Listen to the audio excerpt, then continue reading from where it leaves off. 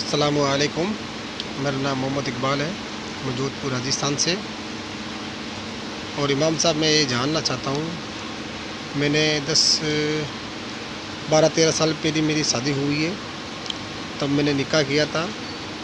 जब मेरी निकाह में ना तो मेरे कोई रिश्तेदार थे शामिल और ना ही लड़की तरफ से कोई शामिल था, सिवाय सिर्फ मेरे यार दोस्तों के अलावा। उन्होंने मिलकर मेरी निकाह कराई। तो अब मुझे ये पूछना है, जानना है कि उस टाइम मेरी निकाह हुई थी या नहीं हुई थी। और मेरे 3 बच्चे हैं, तो मेरे बच्चे अगर नहीं हुई थी तो वो कैसे हैं, हलाल है, हराम है, क्या है, और उनका अब क्या, और मुझे आगे क्या करना चाहिए, निकाह दोहराने चाहिए या नहीं दोहराने चाहिए, ये क्या है, ये जो कुछ भी है अनजाने में हुआ। अब मुझे आगे क्या करना चाहिए, ये बताइए।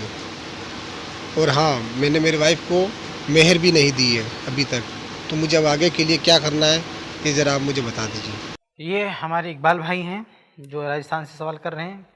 इनका कहना है कि इनकी शादी हो गई थी और उस शादी में सिर्फ इनके यार दोस्त थे, बाकी कोई नहीं था, बावजूद इसके कि ये मुसलमान थे और जिस लड़की से इन्होंने शादी की वो भी मुसलमान थी। तो जाहिर है कि जब आप मुसलमान हैं और लड़की भी मुसलमान है तो आप दोनों को इस्लामी तरीके के मुताबिक शादी करनी चाहिए। और अगर इस्लामी तरीके के मुताबिक मुसलमान शादी नहीं करेगा, उसकी शादी बातिल होगी, उसका निकाह बातिल होगा। देखिए, यहाँ पर यह बात जहन में रखें कि अगर कोई शादीशुदा जोड़ा इस्लाम के अलावा किसी और मज़हब को मानने वाला है और बाद में वो इस्लाम कबूल करता है, तो इस्लाम उस शादी को एक्सेप्ट करता है, इस्लाम उस शादी को मानता है। इस्लाम ये नहीं कहता कि अब मुसलमान हो रहे तुम दोनों तो फिर से शादी करो, शादी बच्चे सब एक्सेप्ट हैं, कोई मसला नहीं है। लेकिन एक आदमी मुसलमान है, लड़की भी मुसलमान है, तो अब वो पाबंद हैं इस्लाम के कवानीन के, इस्लाम के अहकाम के।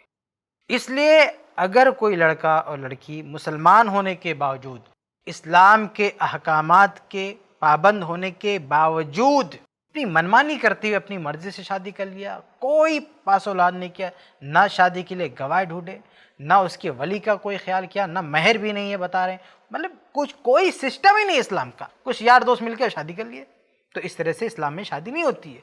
और इस तरह से अगर किसी ने शादी किया, देखिए सुनन तिरमिज़ी वगैरह की रवायत है कि अय्युम इम्रअतिन नकहत बेदून इज़्न वलीहा फनिकाहुहा बातिलुम बातिलुम बातिल, कि जिस औरत ने अपने वली की मर्जी के बगैर शादी कर लिया, उसकी इजाज़त के बगैर शादी कर लिया, तो उसका निकाह बातिल है, बातिल है, बातिल है।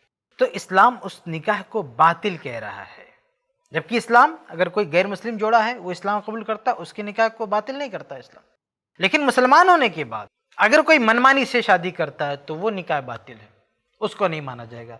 इसलिए फिर से उसको रिन्यू करना ज़रूरी है, इस्लामी तरीके के मुताबिक शादी करना ज़रूरी है। अब रहा मसला ये कि इससे पहले जो जाहिर सी बात है शादी हुई है, उससे हम बिस्तरी हुई है, बच्चे हुए हैं, तो इस पर क्या हुक्म लगेगा? तो देखिए, इस पर ज़िना का हुक्म नहीं लगेगा।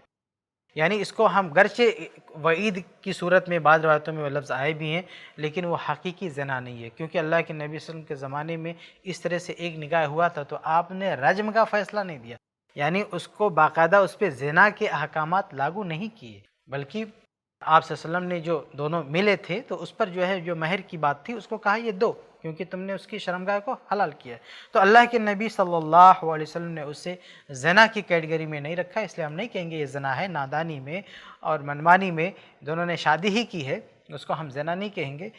इसलिए ये नहीं कहेंगे उनके बच्चे हराम हैं, ये हैं, वो बच्चे अपने पास रखें, शौहर के साथ वो बच्चे रहेंगे। लेकिन गरचे आपने शादी की है लेकिन वो शादी गैर शरई है, गैर इस्लामी है, शादी को आपको रिन्यू करना पड़ेगा, फिर से आपको शादी करना पड़ेगा। उम्मीद है कि आपको जवाब मिल गया हो। ऐसे ही और वीडियोस बनाने में हमारी मदद करें। iPlus TV को जरूर डोनेट करें।